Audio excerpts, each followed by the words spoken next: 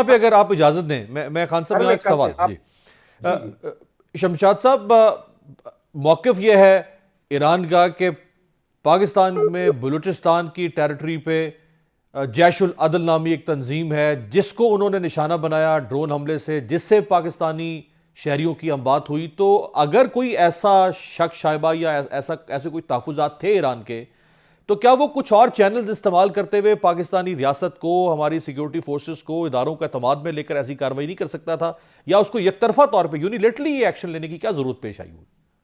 देखें, मैं चूंकि इन इन सारे मामलात से डील करता आया हूं, बहुत दफा ये वाकयात हो चुके हैं, पहले भी बहुत दफा हो चुके हैं, बहुत दफा उन्होंने हमसे डिस्कस किया है। हमारा हर आर्मी चीफ वहां जाता था, ठीक है जी, वो तो खैर कम आते थे लेकिन जाता था और फिर समझा के आ जाता था, और हमेशा उन्होंने दरगुजर की। लेकिन अब आपके यहां जब तालिबान जो हैं, पाकिस्तानी तालिबान क्रिमिनल जो हैं, वो अफगानिस्तान से हमला करते हैं, तो आपने क्या रिस्पॉन्ड करते हैं उनको, मुझे ये बताइए, ठीक है ना। या जिस तरह इंडिया आपको ब्लेम करता था कि आपके यहां से हम पर टेररिज्म मुदाखलत हो रही है, तो इंडिया भी आपको दबाने के लिए करता था, एक्शन लिया उन्होंने। वो ये और बात है कि आपने उसका जहाज गिरा दिया। तो अब ईरान, ये बहुत दफा हो चुका है, कई दफा हो चुका है, और ये हमारे फौजियों को, मिलिट्री लोगों को पता होना चाहिए। तारीख भरी पड़ी है उन वाकयात से, मैं बता दूं। तो ये जो वाकया हुआ है, मैं समझता हूं कि ईरान का हक बनता था, क्योंकि ये जो आप कह रहे हैं ग्रुप, ये कुछ ग्रुप ऐसे हैं जो अमेरिका ने वहां लॉन्च किए हुए हैं। अच्छा, अमेरिका सपोर्ट करता है उनको। तो जाहिर है कि अमेरिका को तो ईरान ने इस खित्ते से ही निकाल दिया, अपने अपने मुल्क से निकाल दिया। खित्ते से तो नहीं निकल सके, वो तो हर खित्ते में मौजूद हैं, हमारे में मुल्क में मौजूद हैं। तो मैं कहना ये चाहता हूं कि ईरान एक आज़ाद मुल्क है, बल्कि मुस्लिम दुनिया का वाहिद आज़ाद मुल्क है। बाकी सारे पिछू हैं अमेरिका के और मगरब के।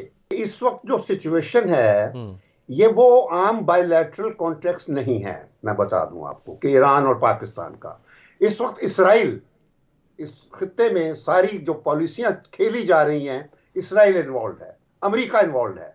तो इस वक्त जो कुछ हो रहा है, ये एक ईरान को दबाव में लाने के लिए हमारा इलाका पहले इस्तेमाल किया गया है, और ईरान कभी बर्दाश्त कर ही नहीं सकता कि इस नाजुक मौके पर एक ब्रादर मुल्क पाकिस्तान का इलाका इस्तेमाल करके उसकी तरफ हमला किया जाए।